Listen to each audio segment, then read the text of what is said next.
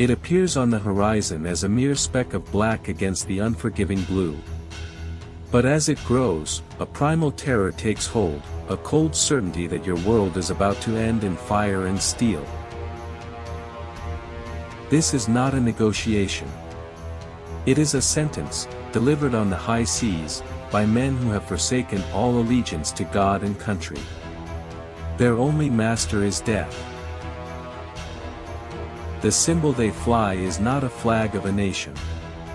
It is a promise, a contract written in blood, signifying that all hope for mercy is lost the moment it unfurls in the wind. We call it the Jolly Roger. But for those who faced it, there was nothing jolly about it. It was a piece of theater, a carefully crafted performance of terror. This is the story of that symbol. A symbol born in rebellion, steeped in blood, and loaded with a secret language of violence and defiance that we have long forgotten. To understand the flag, we must first understand the world that created it. The so-called Golden Age of Piracy, a brief, brutal, and desperate period at the dawn of the 18th century. Life at sea was a floating prison. For the common sailor in the Royal Navy or on a merchant vessel, it was a hell of brutal discipline, disease, and starvation. Piracy, then, was not just a crime. It was an escape, a revolution against a tyrannical system. A choice to live a short, free life over a long one in chains. And every rebellion needs a banner. Before the skull and crossbones became ubiquitous, the pirate's message was simpler, and perhaps, even more terrifying. The red flag, the Jolly Rouge, which some historians believe was corrupted into Jolly Roger. Its meaning was unambiguous: no quarter. No mercy would be given, and none would be asked for. To surrender to a vessel flying the red flag was to sign your own death warrant. It was a declaration that the encounter would end only when one crew was entirely annihilated. The alternative was the black flag. Black, the color of death in Western culture, the color of the plague quarantine flags. It carried a different, though equally grim, message. The black flag offered a choice. It was an invitation to surrender without a fight. Those who complied might be spared, their cargo taken, their ship scuttled. But if the offer was refused, the black flag would be lowered, and the red would rise in its place. The chance for a peaceful resolution was over. The negotiation had failed. This binary system, the choice between black and red, surrender or annihilation, was the foundation of pirate psychological warfare. The flag was their primary weapon. But humanity, even in its most rebellious state, craves identity. A plain black flag was anonymous. And these men, these outlaws, wanted to be known. They wanted their names to inspire fear.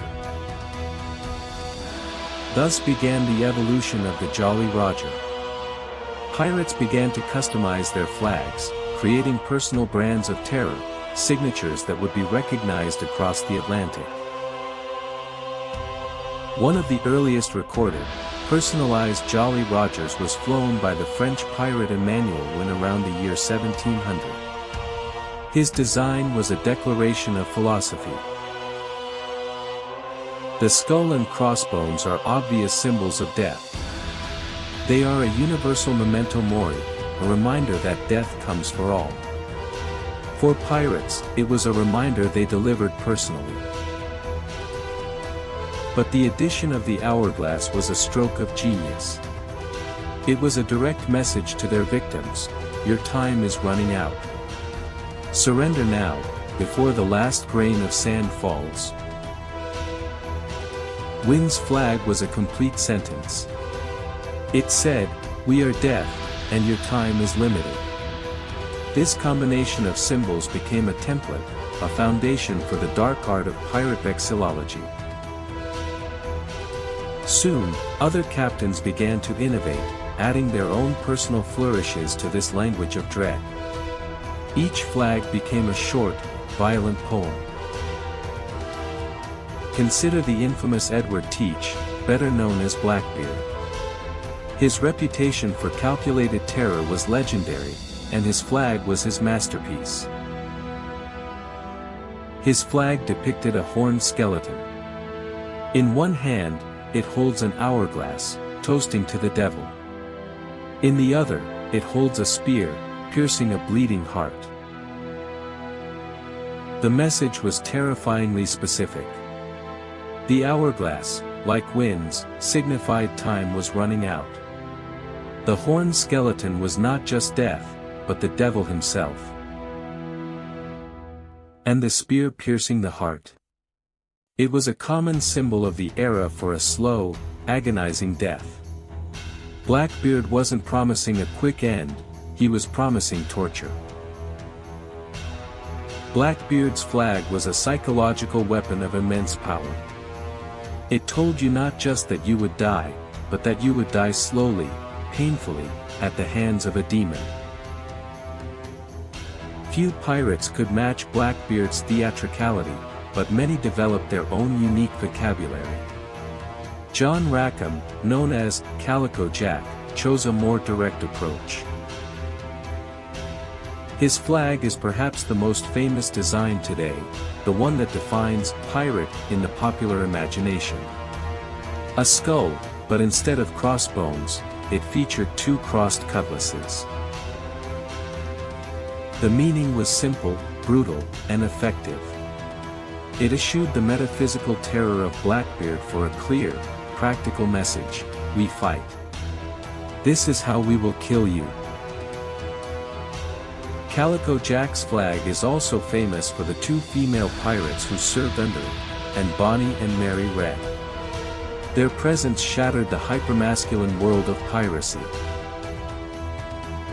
While they flew Rackham's flag, their own legend became a symbol of a different kind of rebellion, a rebellion against the strict gender roles of the 18th century. The flags could also tell stories of personal vendetta. Bartholomew Roberts, or Black Bart, was one of the most successful pirates in history, and his flags were deeply personal. One of his flags depicted him standing on two skulls. Below them were the letters ABH and AMH. A Barbadian's head, and a Martiniquan's head. This was a direct threat to the governors of Barbados and Martinique, who had dared to defy him and execute pirates. Roberts was using his flag to declare a private war. His other famous flag was even more intimate. It showed a figure of himself, sharing a toast with a skeleton. The skeleton held a flaming spear. Here, death is not a threat to his enemies, but a companion, a partner. It was a statement of fatalism, an acceptance of the short, violent life he had chosen. He was married to death. These symbols were not random. They were drawn from a deep well of European iconography. From graveyard headstones, Masonic rituals, and military banners. The pirates were uneducated men, but they were not ignorant of the power of symbols. They co-opted the establishment's iconography of death and turned it back on them. The flag was a shared visual language, understood instantly by every sailor, merchant, or naval officer who saw it. There was no need for translation. Other pirates, like Thomas II, favored simplicity. His flag was a white arm holding a cutlass on a black field. No skulls, no bones, just the instrument of violence. This was the threat reduced to its purest form. It said, "This arm and this sword are coming for you." It was a promise of swift, personal violence. Conversely, Stede Bonnet, the gentleman pirate, had a flag that reflected his unusual background. A former plantation owner, he was a novice at sea. His flag featured a skull, with a single long bone beneath it. On either side were a heart and a dagger. A balance of life and death, violence and mortality. Some interpret it as a kind of morbid scale of justice. The skull and bone represent death, the heart represents life, the dagger represents the choice the victim must make. Even the skull itself could be personalized.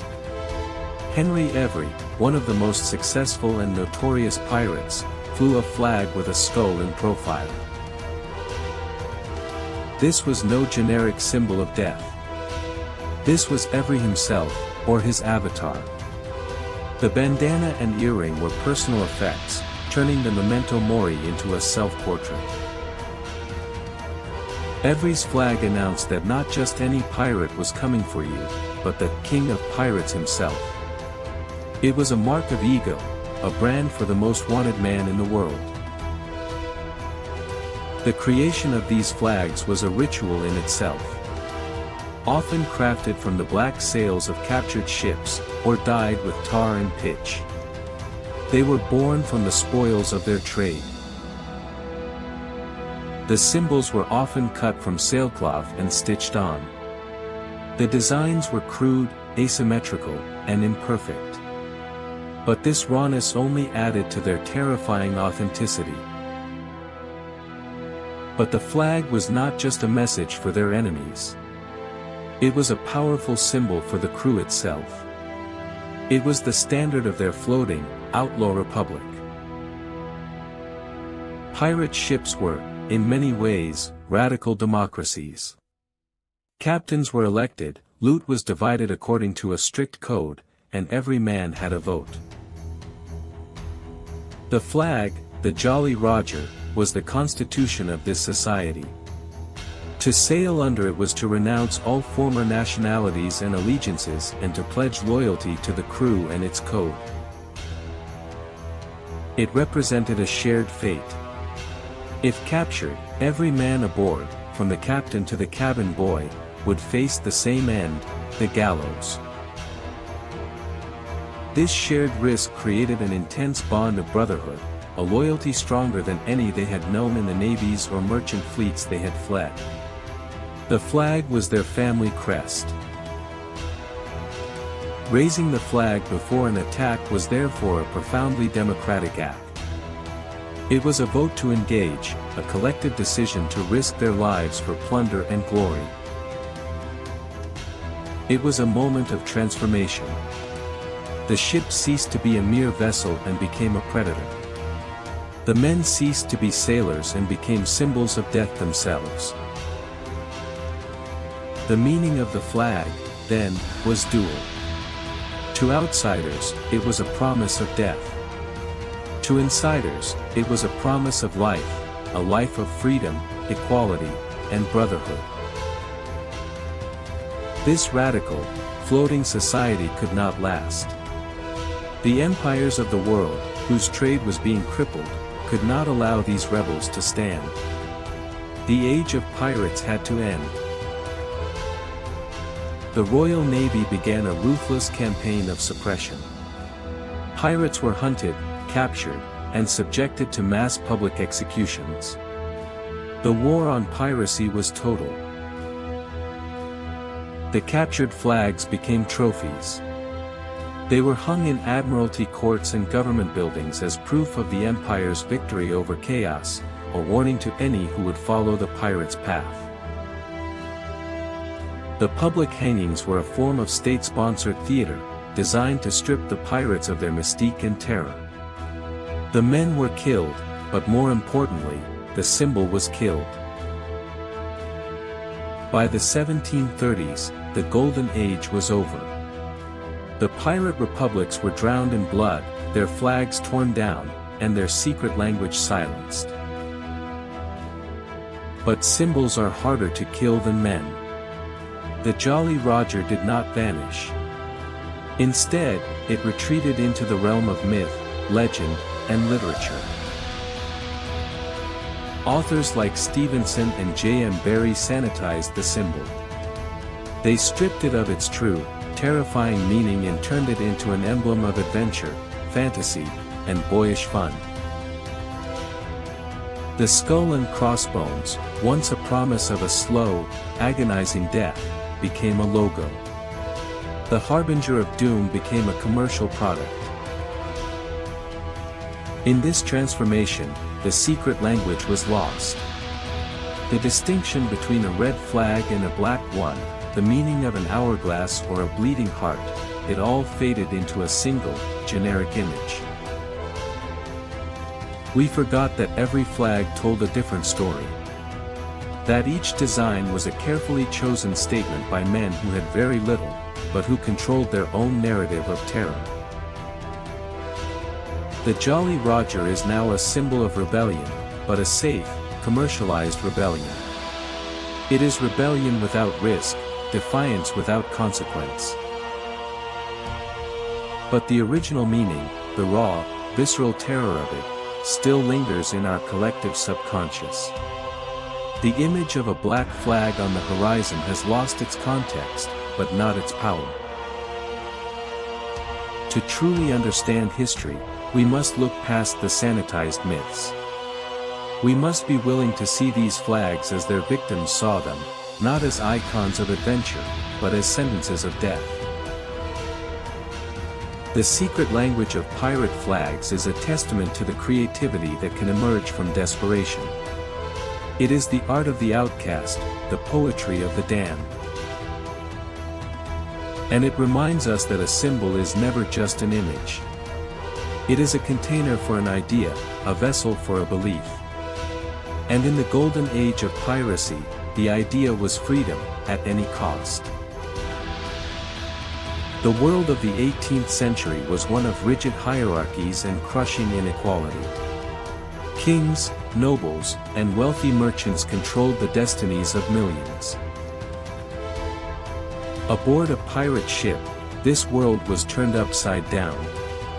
On these floating communes, a man was judged not by his birth, but by his courage and his vote. The flag was the emblem of this inverted world, this temporary autonomous zone. The skull was a mockery of the crowned heads of Europe. Underneath, all men are the same. This radicalism is often overlooked in the swashbuckling tales. But it was the true heart of the pirate rebellion and the deepest meaning of their dark banner. The pirates were not just thieves. They were political dissidents, social revolutionaries who created a functioning alternative to the oppressive systems on land.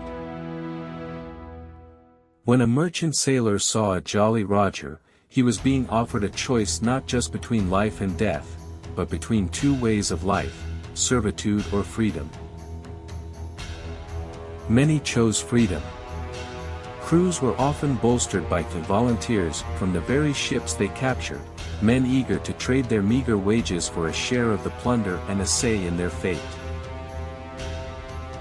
This made the flag doubly dangerous to the authorities. It didn't just threaten their cargo, it threatened the very structure of their society by offering a compelling alternative. The war on piracy was a war on an idea, the idea that men could govern themselves without kings, that wealth could be distributed fairly, that a ship could be a democracy. Let us return to the symbols. A bleeding heart. A spear. An hourglass. These are not the symbols of simple thieves. They are the symbols of men acutely aware of their own mortality.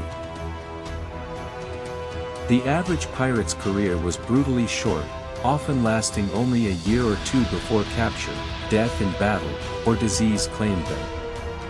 They lived constantly in the shadow of death. The flag, then, was an embrace of this reality.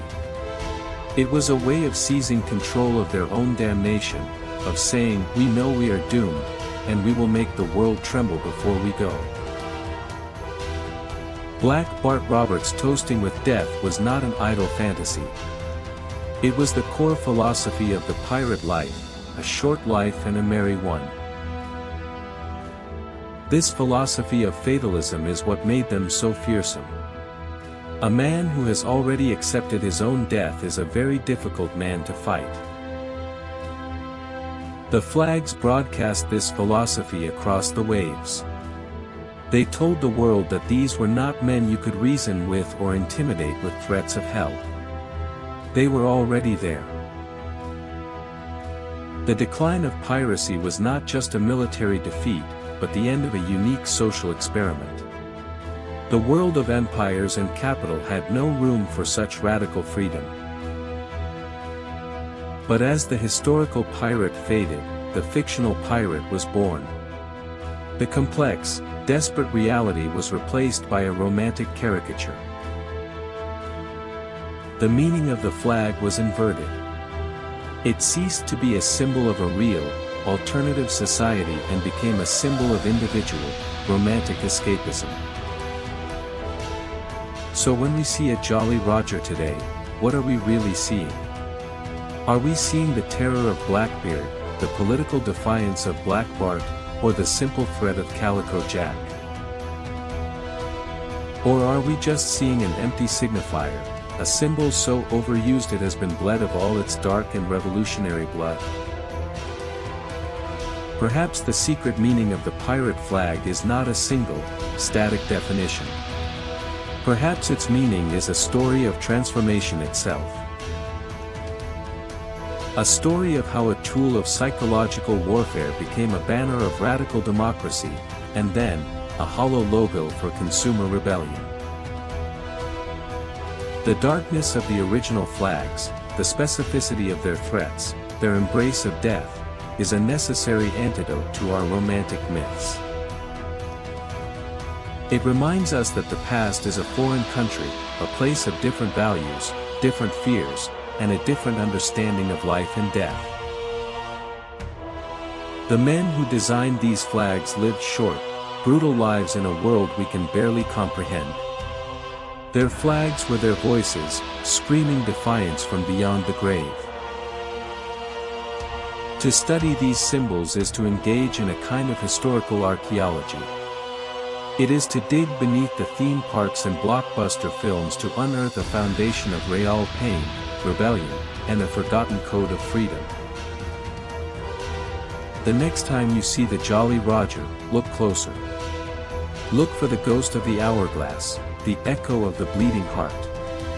Remember that it was more than cloth and thread. It was a declaration of war against a world. It was the constitution of a drowned republic. And it was a memento mori for men who chose to burn brightly and briefly, rather than fade away in the service of kings. The visual language of piracy was not limited to flags. It was etched into their very bodies. Tattoos of anchors, skulls, and ships were declarations of a life sworn to the sea. These marks were permanent, branding them as outlaws. A man with a skull tattooed on his hand could never hope to rejoin polite society. It was a conscious act of severing ties. Clothing, too, was a statement. While the romantic image is of flamboyant robes, many pirates simply adapted naval clothing for their own purposes, a subversion of their former uniforms. The act of plundering was itself a symbolic inversion. Taking silk, spices, and gold from the ships of the wealthy was a forcible redistribution of wealth, a core tenet of their society. But the flag remained the ultimate symbol. It was the one piece of iconography that could speak across miles of open water, its message arriving long before the first cannon shot. The materials used were practical, but also symbolic. A flag made from a captured black sail was a constant reminder of their victories. A flag dyed with tar was steeped in the very substance of their maritime world. Consider the name, Jolly Roger itself. Its origins are fiercely debated. Is it from Jolie Rouge, the red flag? Or perhaps a nickname for the devil, Old Roger? The ambiguity adds to the mystique. The name itself is a puzzle, a dark joke whose punchline is lost to time.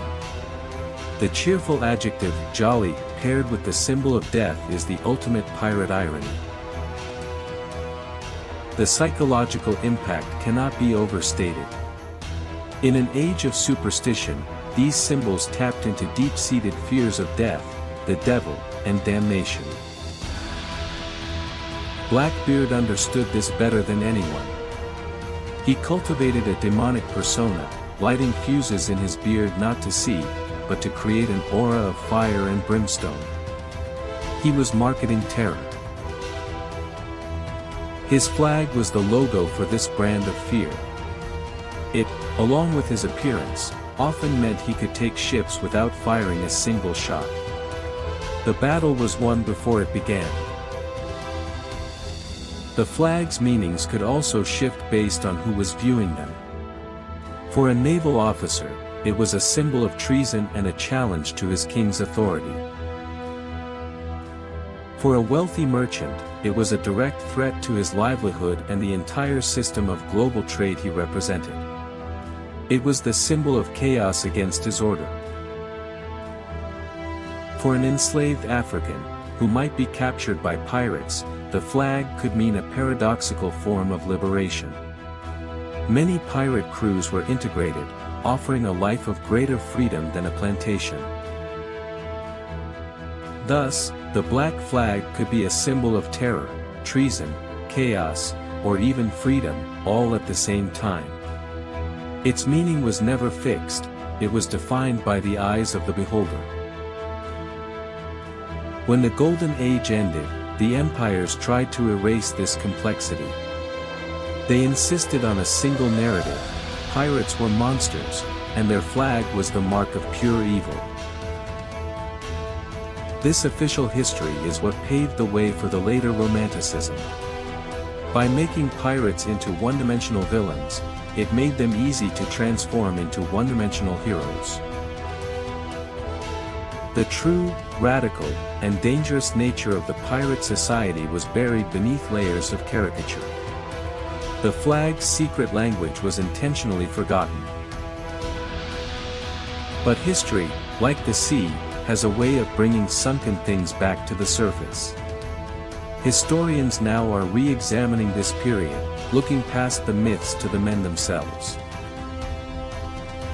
They are piecing together the fragments, court records, letters, the flags themselves, to reconstruct the lost ideology of this Atlantic rebellion. And in doing so, they restore the power of these symbols. They remind us that Blackbeard's flag was not a cartoon, but a carefully composed message of psychological torment. They remind us that Black Bart's flags were declarations of personal war, an 18th century form of media manipulation and targeted political threat.